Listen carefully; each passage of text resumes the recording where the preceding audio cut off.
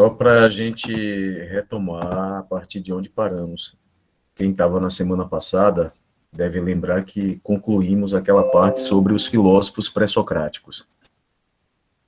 É assim, né?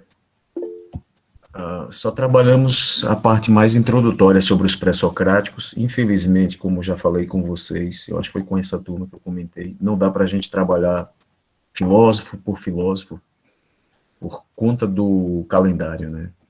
Mas o ideal seria isso. No caso dos pré-socráticos, vocês viram que são vários pensadores, cada um tem uma tese, uma teoria, são pensadores importantes na história da filosofia. Então, seria interessante explorar, né, as ideias de cada um, mas não dá, não tem como. Então, a ideia é só fazer mesmo uma introdução. E, infelizmente, quando a gente tem que fazer essas introduções, fazer um panorama, a gente tem que selecionar. E aí, quando a gente seleciona, sempre fica alguém de fora, né? E ali, no caso dos pré-socráticos, não foi diferente. Ficou um ou outro filósofo que eu não comentei, por conta justamente do tempo. Mas aí eu, como conversei com vocês, postei lá no Classroom alguns livros como dica de leitura. Eu sei que vocês também têm uma carga horária assim, demasiadamente extensa, muitas matérias, né? Então, eu sei também que vocês não têm esse tempo todo, mas, na medida do possível, vocês vão lendo aquele livro. Tem um do Guedes Bonhai, que é um filósofo brasileiro, lá do sul do Brasil, que fez uma excelente introdução sobre os pré-socráticos. Esse livrinho dele é um livro bem curto, deve dar 100 páginas, mais ou menos. Mas, assim, é um livro com uma leitura agradável, não é cansativa. E ali já vai dar uma boa noção para vocês, para quem quiser, assim, se aprofundar mais, né? Inclusive, o Guedes Bonhai ele apresenta no livro vários fragmentos dos pré-socráticos e explica muito bem, né? Ponto por ponto, muito bom aquele livro.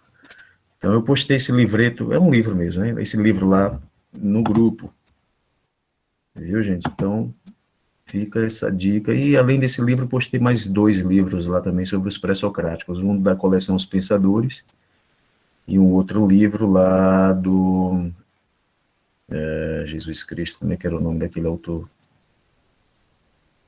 Não me fugiu agora o nome, mas é um livro extenso também, muito bom, é um livro muito utilizado aqui no Brasil, em várias universidades.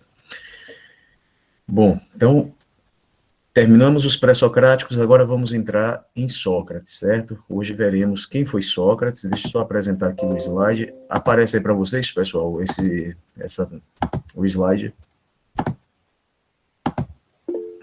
Certo, então vamos lá. Então vamos falar sobre esse, que foi o maior filósofo da história da filosofia antiga. Eu vou tratar basicamente da biografia de Sócrates, se der tempo aí, comento sobre as fontes, sobre Sócrates, no caso, os documentos que a gente tem a respeito de Sócrates. Aí, a filosofia de Sócrates, eu acredito que não vai dar tempo de falar, e aí eu deixo para a próxima semana, para a gente não atropelar o assunto. Bom, então vamos começar por essa imagem aqui, uma imagem bastante conhecida.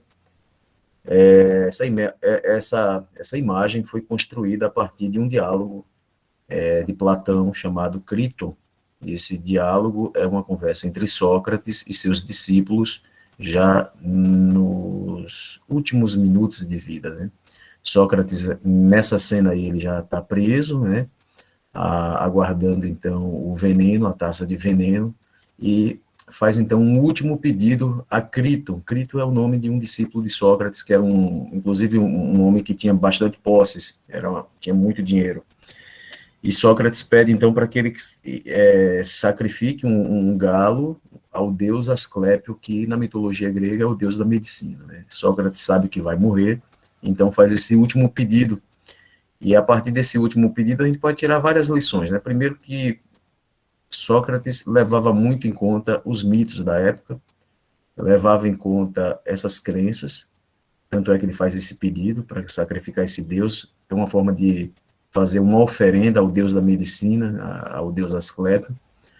E nota-se aqui os discípulos bastante tristes, né? Vocês podem observar aqui na imagem, alguns estão com rostos, quer dizer, o artista aqui, que era ter colocado aqui o nome do artista, me fugiu o nome agora, conseguiu apresentar, assim, de forma que você acaba participando até da cena. É como se você estivesse dentro da cela de Sócrates aqui, né? Isso aqui é uma cela e toda essa história aqui nós vamos conhecer a partir de agora, certo? Como foi que Sócrates chegou nesse momento aqui? Aqui já é os últimos minutos da vida de Sócrates. Só para adiantar, Sócrates foi condenado injustamente, foi acusado de corromper os jovens em Atenas, de introduzir novos deuses na cidade de Atenas e também de negar os deuses de Atenas, né? Então foram 3 acusações que naquela época eram acusações graves, né? E por essa razão ele teve essa pena, uma pena capital, pena de morte. Aqui tem alguém entregando a taça com veneno. Naquela época a condenação à morte era o sujeito que era condenado era obrigado a tomar uma taça de veneno, né? E aqui Sócrates se despedindo então dos seus discípulos. Sócrates viveu nesse período aqui, entre o ano de 469 até 399 a.C., portanto, com 71 anos, né? Ele morreu com 71 anos.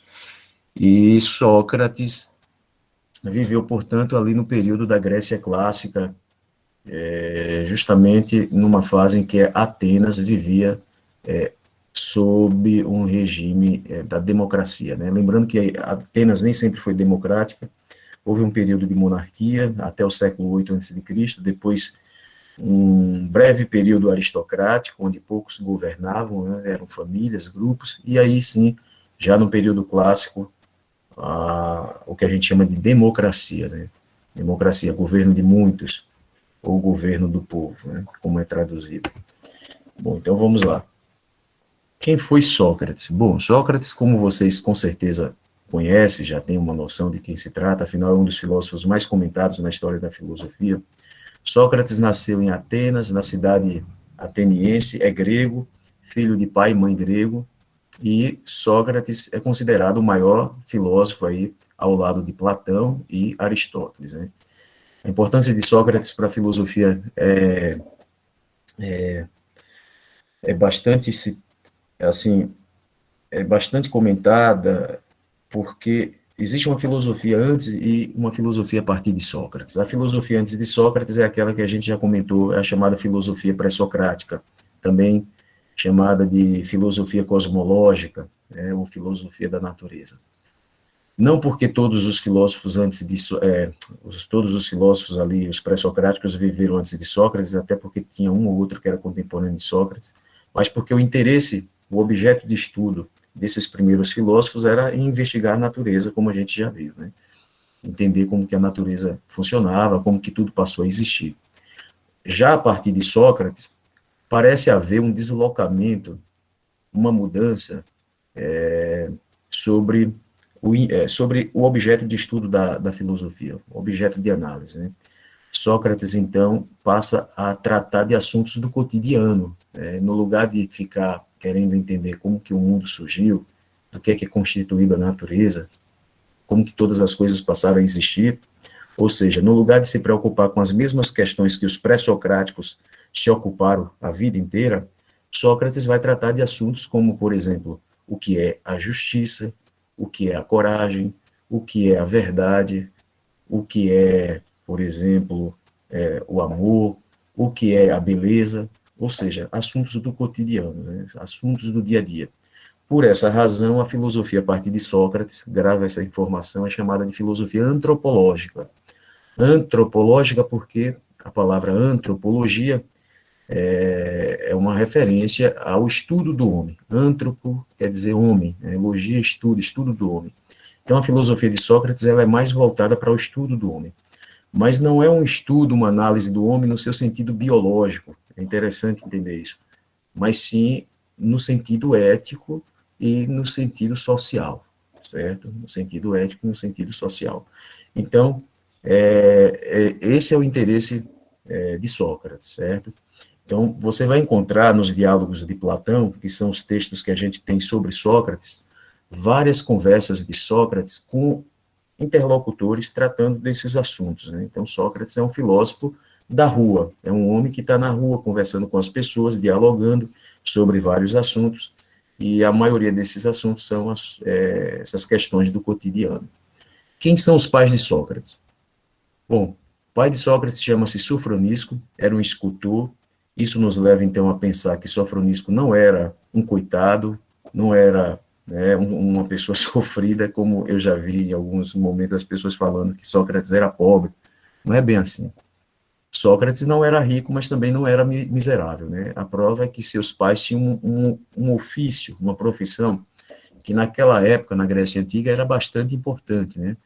Essas profissões, geralmente, elas eram transmitidas de pai para filho, ou seja, de geração para geração, assim como acontecia, por exemplo, na medicina, né? Vocês sabem que a medicina também era tido como um tipo de ofício. Um exemplo de alguém que exerceu aí a profissão de medicina no passado foi o pai de Aristóteles, filósofo que vamos estudar mais adiante, em outro momento. Então, isso nos leva a crer que Sócrates aprendeu também essa profissão com o pai, né, a profissão de escultor. Uma outra informação interessante é que a mãe de Sócrates também tinha uma profissão bastante importante para a época, que era a profissão de parteira, né? Então, a mãe de Sócrates exercia essa função. O nome da mãe de Sócrates é Fenarete. Em alguns livros vocês vão encontrar Fenareta, mas se trata da mesma pessoa. Fenarete, Fenareta é a mesma coisa. Então, resumindo, esses aqui são os pais de Sócrates. Por que eu estou destacando aqui a profissão? Primeiro, porque é possível deduzir, apenas levantar conjecturas aqui, que Sócrates aprendeu a profissão do pai. Muito embora Platão não comente muito sobre isso, não haja assim muitas citações, não há, né, melhor dizendo, muitas citações sobre Sócrates exercendo a profissão do pai. Mas lá pela frente, lá pelas tantas, a gente vai ver que a profissão, principalmente da mãe, a parteira, né, a Finarete, essa profissão vai influenciar a filosofia ou a forma de Sócrates exercer a sua filosofia, né? Enquanto que a mãe fazia partos de seres humanos, Sócrates vai fazer partos, mas partos de ideias, né? Por essa razão que ele vai dizer que a filosofia dele, ou o método filosófico dele, é a maiêutica, que é uma palavra grega que significa a arte de trazer à luz ideias. A arte de trazer à luz ideias. Por isso que Sócrates, de forma assim, metafórica, vai dizer que a sua profissão, né, a sua função enquanto filósofo é fazer as pessoas parir, entre aspas, ideias, né, colocar ideias para fora. E isso através do seu método filosófico que vamos estudar em outro momento. Sobre os professores de Sócrates, como vocês bem sabem, ninguém aprende nada nesse mundo só, né? Às vezes eu vejo muita gente falando que aprende as coisas só, não é bem assim, né? Ninguém aprende nada só. Então, ao longo da vida de Sócrates, ele teve contato com alguns professores, com alguns mestres, e essas pessoas marcaram a vida de Sócrates de alguma maneira. E aqui eu quero abrir um parêntese só para fazer um comentário sobre como que era a educação na Grécia Antiga, né? Principalmente nesse período aí, no período em que Sócrates viveu. Naquela época, não existia esse modelo de escola que temos hoje, né? Esse modelo de escola que temos hoje, com salas, horário para chegar, horário para sair, com a grade de matérias, com professores de cada matéria, isso daí é um modelo de escola bastante recente na história, né? Para ser mais preciso, isso é do século XIX para cá, esse modelo exatamente como a gente tem, né? Horário de intervalo, recreio, essas coisas todas. Isso daí é um modelo que a gente chama de escola graduada, então é bem recente, certo? Então, na época de Sócrates, a educação geralmente se dava a partir dos chamados preceptores, né? Que eram professores particulares que aquelas famílias que tinham condições contratavam, então, esses professores para ensinar os filhos, né? Então, geralmente o menino aprendia sobre os mitos gregos, principalmente os poemas lá de Homero e os poemas de Hesíodo, né? Já que na Grécia Antiga esses poemas eram utilizados como uma forma de instruir os meninos, né? Então, quer dizer, a educação do homem grego era baseada na vida dos deuses, né? No comportamento dos deuses e também no comportamento dos heróis dos poemas homéricos, né? Então, quer dizer, aquele conjunto de poemas servia como uma espécie de referência, quer dizer, para ser um grande homem, olhe para os grandes guerreiros, né? E a formação do homem grego era uma formação que a gente chama de formação integral, né? É a famosa paideia grega. Paideia vem de paidos, né? Tem a ver com a ideia de criança, cuidar da criança, né? Cuidado, né? Então, a função da educação do homem grego era preparar o homem de forma integral. Então, quer dizer, não era somente iniciá-lo nas ciências, nos conhecimentos mais, digamos assim, técnicos, abstratos, mas também ensiná-lo sobre a vida, prepará-lo para a vida, né? Então, por essa razão, era muito comum naquela época os meninos, né, que ficavam ali acompanhando o professor, eles acompanhavam esses professores para tudo que era lugar, né? Então, se o professor tinha uma viagem para fazer a uma outra cidade, ele levava a criança, né? A criança seguia e ali acompanhava e aprendia sobre vários assuntos, né? Lembrando que esse modelo de educação que eu estou comentando aqui é o modelo que tinha mais ali em Atenas, já que em Esparta era um outro modelo de educação, né? Os espartanos educavam os meninos mais para a guerra, né? Já era outro tipo de educação. No caso aqui, a gente está falando da educação em Atenas, certo? Que é a cidade onde Sócrates nasceu. Então, em Atenas, a educação era dessa maneira. Então, o menino aprendia tudo, até mesmo a iniciação na vida sexual, aprendia, então, com o preceptor, certo? É interessante que, naquela época, esses mestres eram chamados de paidagogos, e é daí que vem a palavra pedagogo, certo? Então, enfim, eram mestres que preparavam os meninos para a vida. Nem toda a família tinha condições, né, de ter um professor particular para os filhos, mas aqueles que tinham condições faziam dessa maneira. Bom, então quem são essas figuras? Na vida de Sócrates, a gente sabe que Sócrates teve contato com Damão, que era um professor, do qual a gente não tem muitas informações.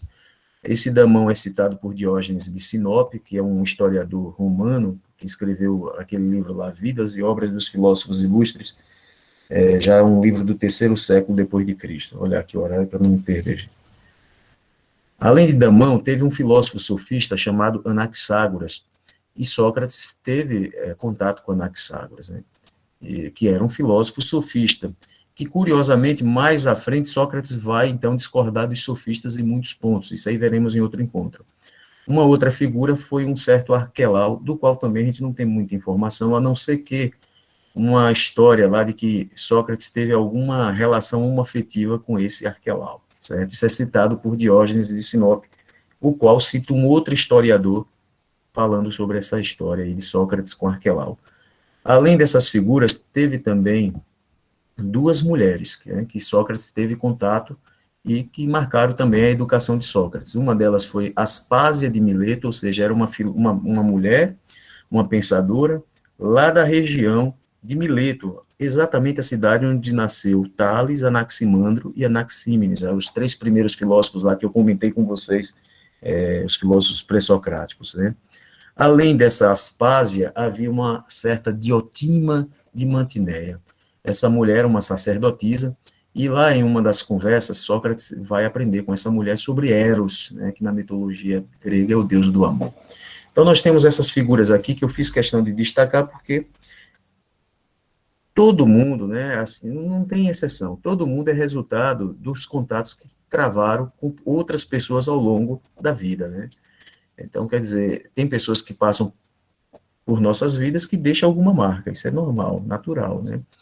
Então, isso você vai ver na biografia de várias pessoas. Então, resumindo, você é resultado do contato das pessoas que você convive, né? Você é uma mescla disso tudo, ou dos livros que você lê, né? Se você quer entender o pensamento de alguém, procure saber o que ela lê, com quem ela anda, com quem ela convive, com quem ela teve contato. Vai te dar uma boa noção de quem é a pessoa, né? Para você ter assim uma noção. Bom, vamos então agora falar da vida conjugal de Sócrates. Sócrates foi casado, ele teve uma esposa chamada Xantipa. Em alguns livros vocês vão encontrar o nome Xantippe, mas é a mesma pessoa. Xantippe é a mesma coisa. Sobre Xantipa, nós temos muitas informações, assim, porque Platão, que é discípulo de Sócrates, fala muito sobre Xantipa, mas Platão desenha ou apresenta uma Xantipa bastante colérica, né? Ele destaca mais esse lado colérico de Xantipa. O que é uma mulher colérica? Uma mulher colérica, ou um homem, né, colérico, são pessoas, geralmente, pessoas que, como é que eu posso dizer? São pessoas que cria pessoas que criam problemas com qualquer coisa, sabe? Pessoas histéricas, pessoas que brigam constantemente, falam muito alto, pessoas que criam problema com tudo, certo? E é dessa maneira que Platão apresenta Xantipa. Bom, se Platão foi fiel, né, a personalidade de Xantipa, aí a gente não tem como saber, mas é dessa maneira que ele apresenta Xantipa, né, é uma mulher bastante explosiva, e inclusive tem uma passagem lá, um texto de Platão, que Sócrates fala que Xantipa é como um trovão, né, é como um grande trovão, tamanho barulho que faz. Mas Sócrates gostava muito da Xantipa, os dois conviveram, né, até a morte de Sócrates, e com ela, Sócrates teve 3 filhos. Esses 3 filhos são Lâmprocles, Sofronisco e Menéxeno. Sofronisco é o mesmo nome do pai de Sócrates, né? Além de Xantipa, alguns comentadores, né, na época posterior a Sócrates, citam uma Mirto, uma mulher chamada Mirto, com quem Sócrates teria, então, também convivido. Né? Aí a gente não tem como precisar se ele viveu com as duas ao mesmo tempo, ou se ele conheceu a Mirto depois não, antes da Xantipa. A gente não tem como precisar. Alguns dizem que era uma amante de Sócrates, né? Essa mulher chamada Mirto. Há uma outra versão que diz que um dos filhos aqui de Sócrates era filho da Mirto, mas a gente não tem como também precisar, certo? A gente não tem muita informação sobre isso. Bom, Sócrates, antes de ficar conhecido, né, como um filósofo, Sócrates foi militar, o que era muito comum naquela época, né? Afinal, todo jovem grego era obrigado a fazer o seu alistamento, né, para participar, né, para servir no exército ateniense. E dizem que Sócrates participou de 3 grandes guerras, 3 grandes batalhas. E Sócrates se destacou tanto nessas batalhas que um amigo de Sócrates, chamado Xenofonte, escreveu essa obra aqui. Essa obra é datada da época de Sócrates. É um livro mais antigo do que os textos do Novo Testamento da Bíblia. Né? Esse livro aqui, o título que foi usado, né, na tradução para o português é Ditos e Feitos Memoráveis de Sócrates. Ditos tem a ver com ditados, né, com palavras. Então, o que Xenofonte apresenta aqui são algumas ideias de Sócrates e alguns feitos extraordinários que Sócrates realizou durante as batalhas. Por isso que o título do livro ficou dessa maneira, Ditos e Feitos Memoráveis. Ele está rememorando. Esse livro, o Xenofonte começa a escrever rememorando feitos que Sócrates fez. E isso levou alguns especialistas a levantar a hipótese de que talvez esse livro foi escrito já depois da morte de Sócrates. Né? É como se o amigo Xenofonte estivesse rememorando feitos extraordinários realizados por Sócrates ao longo da vida. Certo? É um livro interessante, muito bom, que apresenta um Sócrates militar, um Sócrates comprometido com Atenas, comprometido e fiel aos seus colegas soldados. Né? Então, esse livro aqui é uma das principais fontes sobre Sócrates. Se você quer estudar sobre Sócrates, esse livro aqui é leitura obrigatória, para a gente ter uma noção de quem foi Sócrates, segundo a interpretação de Xenofonte, um amigo militar de Sócrates, que também era seu discípulo. Além disso, Platão fala alguma coisa a respeito da aparência de Sócrates. Ao que parece, Sócrates não era um homem que gozava de boa aparência, isso de acordo com os padrões de beleza da época. Vocês sabem que para o grego, principalmente o grego da época de Sócrates, não havia essa ideia de relativismo quando o assunto era beleza, né? Então, quer dizer, os gregos tinham um culto à beleza, tanto é que você encontra muitas esculturas dessa época, né? Havia uma certa, melhor dizendo, uma certa reverência ao culto ao corpo, né, ao corpo físico. E tanto é que na educação do homem grego, a prática da educação física, né, a matéria da educação física, melhor dizendo, a prática era bastante valorizada, né? Toda criança era educada, era obrigado a ter, né, a fazer exercícios, enfim. Então, eles valorizavam muito essa questão do cuidado com o corpo. Agora, havia uma curiosidade naquela época. Os gregos antigos, eles achavam o seguinte, pelo menos os gregos da época de Sócrates, que geralmente uma pessoa que é inteligente, né, essa pessoa tem que ser, né, por tabela, bonito fisicamente, né? Só que aí não era o caso de Sócrates, por isso Platão também comenta sobre isso, né? Contraditoriamente, Sócrates era um homem bastante inteligente, todavia não gozava de beleza física, né? Não era um homem tão bonito, né? É, de acordo com os padrões, assim, da época. Então, aqui, pessoal, nós temos uma introdução sobre Sócrates. Eu vou deixar para falar sobre as fontes, que são os textos sobre Sócrates, na próxima semana, para a gente não atropelar o assunto. Já passei um pouco do tempo. E é isso. Vamos ficar com essa introdução agora. Depois, se alguém quiser perguntar alguma coisa, pode perguntar lá no grupo, pessoal, porque infelizmente o tempo voa, aí não dá nem para abrir assim para perguntas, viu? Mas depois a gente pode conversar mais sobre isso. Deixa eu ver ali, o Tiago comentou ali, tanto que era Alcebiades, o jovem mais. Uhum. Isso, exato. Alcebiades é outro que vai se apaixonar por Sócrates, né? Bem lembrado, Tiago, isso mesmo. Isso aí, mais lá para frente a gente pode comentar alguma coisa sobre isso, mas é verdade.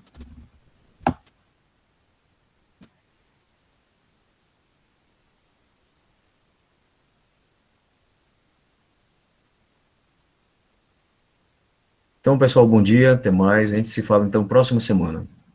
Eu vou postar um texto para vocês fazer a leitura com calma sobre Sócrates, certo? Valeu, pessoal, tchau.